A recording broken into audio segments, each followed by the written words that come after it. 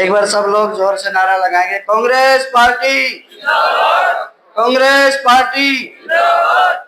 आज के इस कार्यक्रम में हमारे बीच में पधारे हमारे मुंडावर के लोकप्रिय विधायक और हमारे यहाँ से लोकसभा के प्रत्याशी रहे मेरे भाई ललित यादव जी।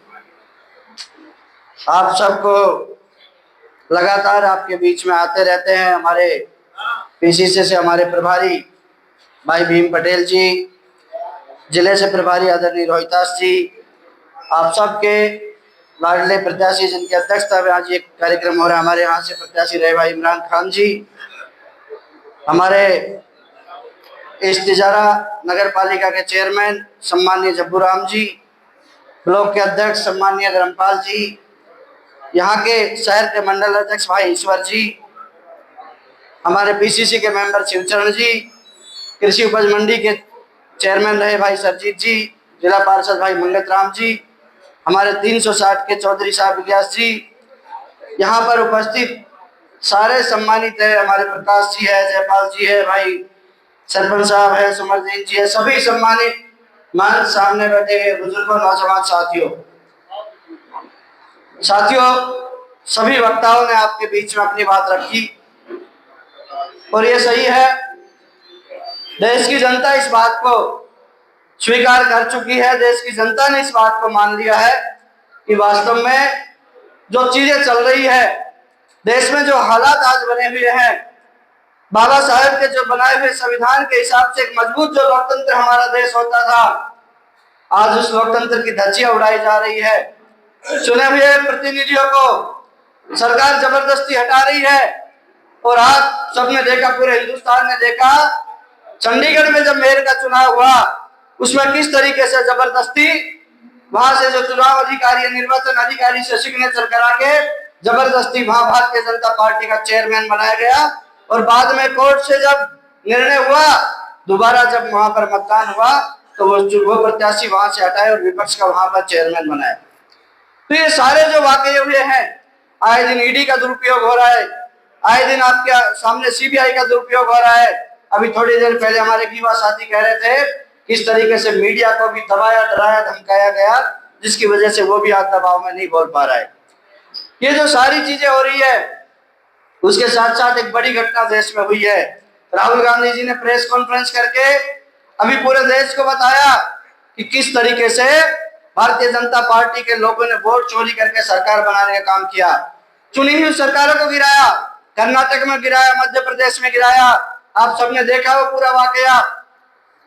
पर उसके साथ साथ ये वोट चोरी का भी काम कर रहे हैं, सरकार गिरा तो रहे हैं, साथ में वोट चोरी भी कर रहे हैं। वोट चोरी कैसे हो रही है और उसी का परिणाम है रोहितास जी, सच्चाई है। अगर हम इस हमारे विधानसभा क्षेत्र में, लोकसभा क्षेत्र में यदि हम वोटर लिस्ट निकालेंगे सारी और एक एक वोट पर अगर हम सारे लोग, हमारी पार्टी के लोग, पूरे यहाँ के क्षेत्र की जनता अगर जागरूक हो जाए और उन वोटों की गिनती करने लगेंगे तो ये सच्चाई है कि हमारे यहाँ भी धांधली हुई है, हमारे यहाँ भी चोरी हुई है।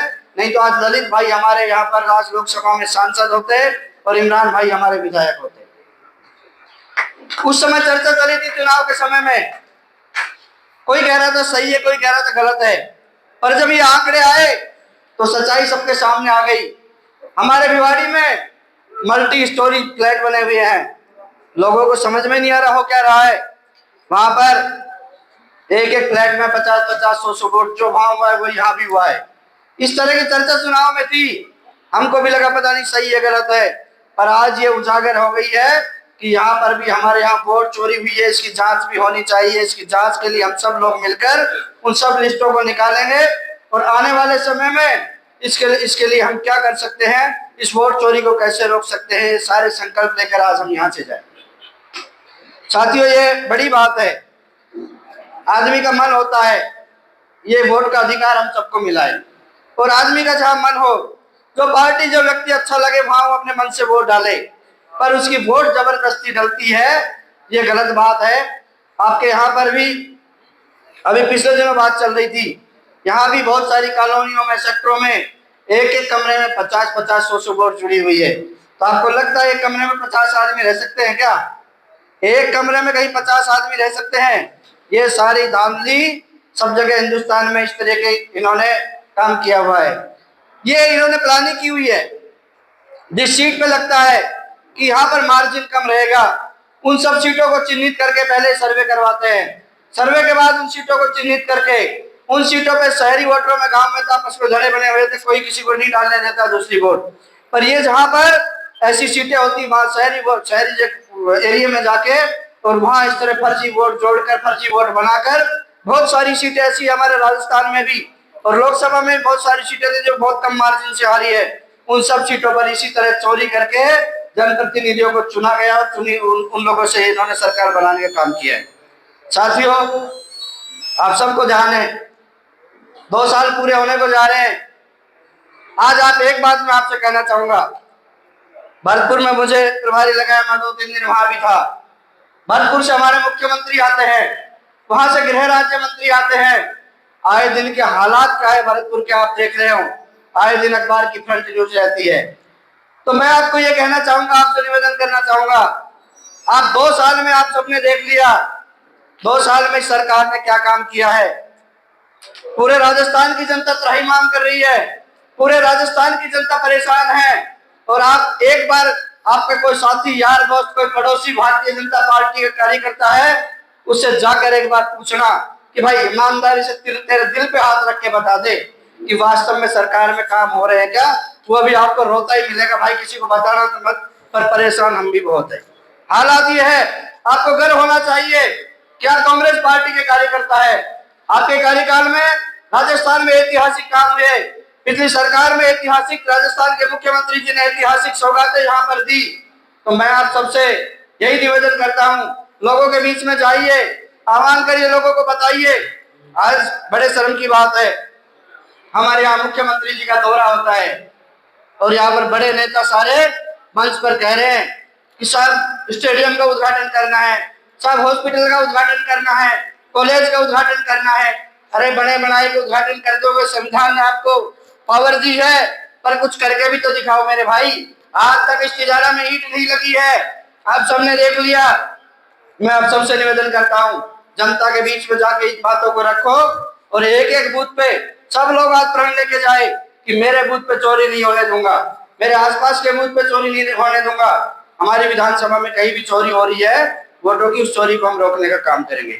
सब लोग आज यहाँ से संकल्प लेकर जाए, हम बाहर की जिम्मेदारी नहीं ले, हम ठेका नहीं ले बाहर का, लेकिन हमारे विधानसभा क्षेत्र में वोट चोरी नहीं हो, ये जिम्मेदारी आज हम लेकर जाए। यही आप सबसे अपील करता हूँ, निवेदन करता हूँ। अभी हमारे भाई ललित जी भी आपके बीच में बात रखेंगे और वक्ताओं ने भी आपको बताया।